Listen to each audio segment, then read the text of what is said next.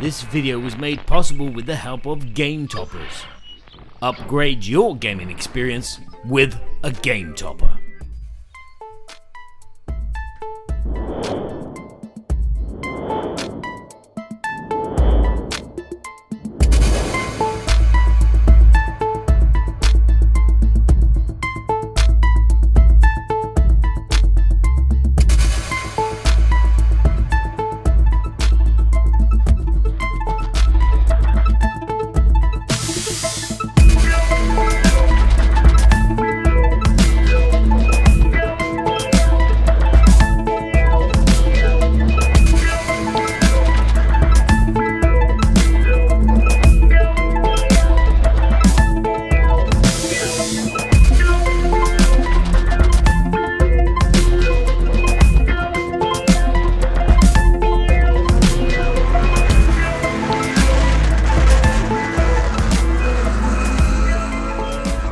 Hello chaps and chapettes, in this video I'm going to be showing you how to set up and play this game here called Rallyman GT. Now if it looks or sounds familiar, that's because it is. This is a reworking of the original Rallyman by Jean-Christophe. This is the new version which is coming to Kickstarter from Holy Grail Games. And it being a Kickstarter means it's going to have a lot more bells and whistles attached to it. Not only will it have components and ideas from previous versions of Rallyman, but it will also have new things added to it as well. This version that you see in front of you is actually a prototype, so take that in mind when you're looking at this video, that this is just prototype components and not a representation of the final components, which I'm sure there will be in abundance with the Kickstarter. So without further ado, let's go over to the table and, well, we are on the table, but let's show you how to set up and how to play Rallyman GT.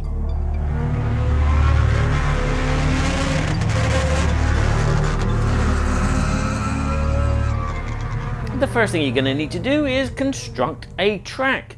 This can either be a circular track or a point A to point B track. You can create your own or use one from the manual. Players will then get to choose the racing car that they wish to drive and also take a dashboard with the tyre type that they wish to use. The dashboard will explain what dice you can roll when it is sunny and also when it is rainy. You'll then grab the speed markers of the same corresponding colour as your dashboard and maybe a gaming aid. To determine who gets pole position and who is coming up the rear, take one set of speed markers and place them in the damage bag and allow players to draw at random. The number you draw is the position you start on the track. The player in pole will place their car in the front position on the grid on the inside of the track. They'll also place their speed marker marked 0 on the white side up to indicate that this is their car and this is the speed that it's going. The second player will do the same but on the outside in the starting row, and then the third player will go behind the first player, and so on until all players have installed themselves on the track. Next to the track you'll place out the focus tokens and the damage tokens, which will all be concealed into their bag. You'll then place the speed dice, the coast dice and the brake dice in front of the start player, and now you're ready to start those engines.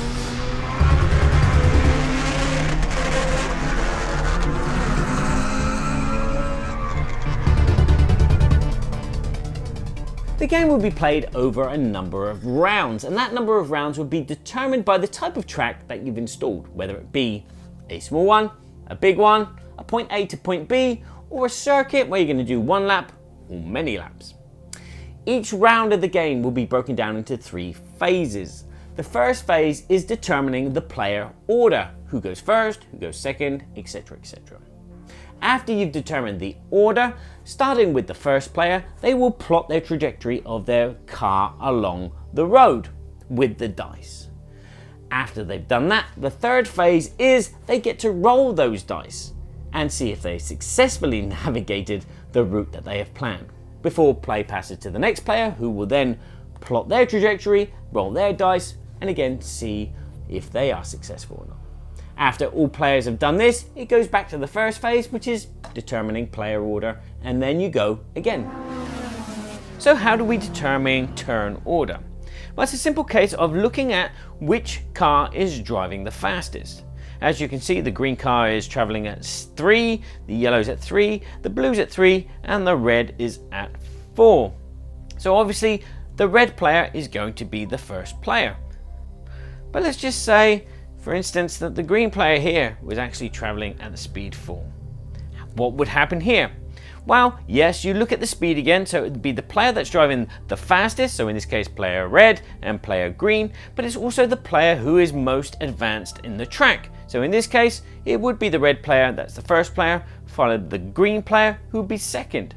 But who would be third and fourth?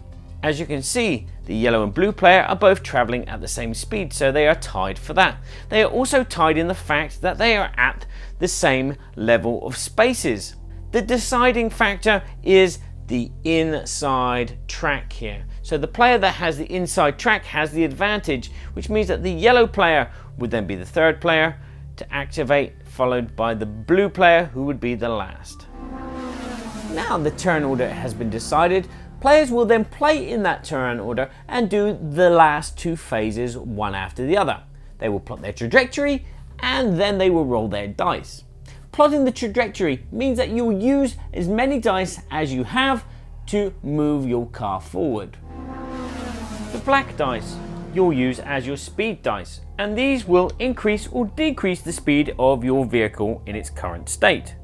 So if I wish to slow down, my current speed of my car is 4, I can place a 3 there, and then go 2 here, and your trajectory is wherever you place the dice. So if I wish to change lanes, I can change lanes like that. Each number must be sequential, so I can even slow down to 3 and then jump over here to 4 and speed up to 5 and then go into 6th. The white coast dice are used to sustain your speed. They're kind of like jokers. So I could place this coast dice there, which means that I'm still traveling at a speed of 6, and I can place it there to still continue at speed of 6. Whenever you approach another vehicle, to draw alongside it, your speed needs to match or be higher than the speed of that vehicle. If for some reason you cannot match that speed, you cannot overtake. If all the lanes are blocked by other cars, no matter what speed you go, you cannot overtake. Sometimes the track and bends will tell you what speed you need to go through safely. You could just slow down gradually like so, and use a coast dice, or maybe chop the track, or you may wish to use your brakes. This is where the orange brake dice come into play. Your car's traveling at speed of 4, you decide to bump it up to speed of 5, and normally you'd have to play either a 4 or a 6 next to a 5, but a brake dice will allow you to go down 2 speeds. So I could go down to 3 here by spending 1 brake dice at the same time. Or if I wish to try something drastic, I could drop down to speed 1, and that would require 2 brake dice. Some spaces have restrictions when you enter or leave certain spaces. So if I was to drive through this space here, I would still need to be traveling at a speed 4. If I wish to carry on along this same route here, I would have to continue with a coast dice. But you can, as you can see, bump up to speed 5, but for that I'd have to jump across the track like so. And this would avoid the speed restriction implied by the space. Whereas if you look above here, I could jump diagonally across at speed 5 here, but as you can see there's a hazard, which means that I would automatically get a hazard to my dice roll. So it's probably best to stay at speed 4. Some bends are so dangerous that if you do go through them, you will automatically get a hazard warning. So your objective is to then go around it, either by coasting or just driving at the correct speed. This is plotting the trajectory. So with your trajectory plotted, you're now going to advance your car in the way that you wish. You can either go flat out, which means that you roll all the dice at once, or you can do the slowly but surely method where you roll 1 dice at a time. Now, why does that matter? Well, if you go back to your dashboard, depending on the weather and the type of tire you have, there'll be a sign saying how many hazards that you can have before you have an accident. In this case, 3. Now, hazards you can pick up by having a bad dice roll, or as you saw earlier, traversing a space which gives you a hazard. And that is something you're going to have to think about before deciding which of the types of rolls you're going to do. Now, if you do a flat out, you basically take all of the dice, as I said, and you roll them all at once and look at your results. If you are successful and you don't get enough hazards to cause an accident, you'll advance your car to the last space where the last dice was, and you'll put the marker which represents the speed of which it was going. These tokens you'll have to alternate between the white and the black so you know who has taken their turn and who has not. For each of the dice that you've rolled, not including the break dice, you will collect a focus token for. So in this case, 1, 2, 3, 4, 5, 6 dice were rolled. I get to take 6 focus tokens. Now, if I'd have rolled a lot of hazards, what I'd do is I'd place the dice out as they were on the trajectory in the position, and on the last hazard, that is where my accident would happen. And we'll talk about accidents a bit later. Now, to do the slow and surely way, you just take 1 dice at a time and you roll it. And then you advance your car into that space. And then you continue. Again, if you get to 3 hazards, you have an accident. If you don't have an accident and you manage to get to the end of your trajectory, you then place the marker of the speed that you're going, and then play will pass to the next player. Now, if you have used break dice in your trajectory, you're not going to be rolling these one at a time. You're going to have to roll them all at the same time along with that speed dice that you placed it upon. This will increase the chances of you possibly having an accident. Now let's just say you've been having a spot of bother with your dice rolling. You've been rolling them one at a time, but you've already produced 2 hazards. A third one would send you spiraling off the track. So what do? Wow, do you remember those focus tokens we talked about earlier? Well, you can use these to discard a dice so you don't have to roll it. If you wish to remove 1 dice, it's going to cost you 1 focus token. If you want to remove a second dice after that, that's going to cost you 2 focus tokens. And if you wish to remove a third dice, that's going to cost you an additional 3 tokens. And obviously, the more dice you remove, the higher and higher the price is going to be in focus tokens. Now, you're not obliged to roll all of your dice. You can, if you wish, just say stop, I'm not going to roll them anymore because 1, I don't want to go any faster, or 2, I don't want to take any more hazards and have an accident. So you just remove those dice and you stop and you mark the current speed of your current location. And when you place this new speed marker, it must be the opposite color to your last and previous speed marker. So if the previous one was black, this one needs to be white. This is a good indication of who has taken their turn this round. Now, let's get to the fun and evil part. Accidents. What happens when you have too many hazards? Well, you're going to have an accident and you're going to need to refer to your dashboard.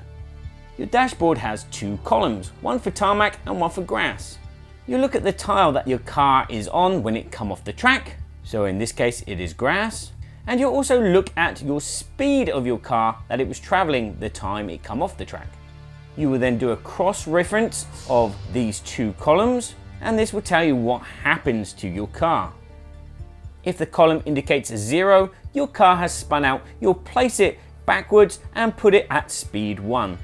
And you will continue your turn on the next round. If the result is 2 zeros, you spin off the track. You place your car to the side of the track and you'll place the 00 speed next to your car. On your next turn, your car will move onto the track, but it will then go to the speed of 0. Now if it says OK, your car is OK, you take no damage. But if it has one of these black squares on it, that's how many damage tokens you're going to need to draw from the damage bag.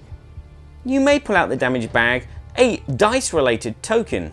For each one of these, it will restrict you that number of that colored dice on your turn until you go into a pit and fix your car. If you draw the weather token, all players will turn over their dashboard to indicate that the weather has changed, and so is the driving conditions. If you draw a green flag, nothing happens. You just place this back into the box out of the game. And if you draw the yellow flag, you place this next to your car. This means that nobody is allowed to overtake you, and therefore wait for you to hobble back onto the circuit. If during the course of the game you actually take a lot of damage and you wish to get rid of it, you can make a pit stop. To make a pit stop, you're going to need just any straight part of the track, and you're going to need to slow your car down to the speed of 1. Once your car is at the speed of 1, it basically goes into the pit. You remove the car and place the pit token in its place, and depending on the type of pit stop that you want to make, you'll either place your 0 or your 00. If you just wish to change your tyre layout, you just place the 0. On your next turn, you choose the tyre setup that you want and replace the dashboard that you have, and then you're free to go again. Whereas if you wish to make repairs and change your tyre layout, you'll place the 00. On your next turn, you'll then change your dashboard for the tyre set that you want, and then you'll remove all of the damage tokens that you have back into the sack before replacing the 00 with a 0, meaning that on your next turn, you can carry on your merry way around the course. The race will come to a climactic finale when one player traverses the finish line. Once that's done, every player gets the chance to finish their turn before you decide who the winner is. Now, obviously, if only one player has made it across the line, they are the winner. But sometimes many players may have crossed the finish line at the same time. Who is the winner there? This is where you'll look at the speed of each car. The car which is going the fastest will be deemed the winner. If there is a draw, then it's the car that has gone the furthest past the finish line that is the winner. And if there's still a draw, it's the car which is in the inside lane of the track that is the winner. And there you go, that's how you play Rallyman GT. As I said, this is a Kickstarter game. There's a link in the show notes and at the end of this video which will take you to the Kickstarter. I'll also be doing a first impressions video later on so you can see what I think about playing this game.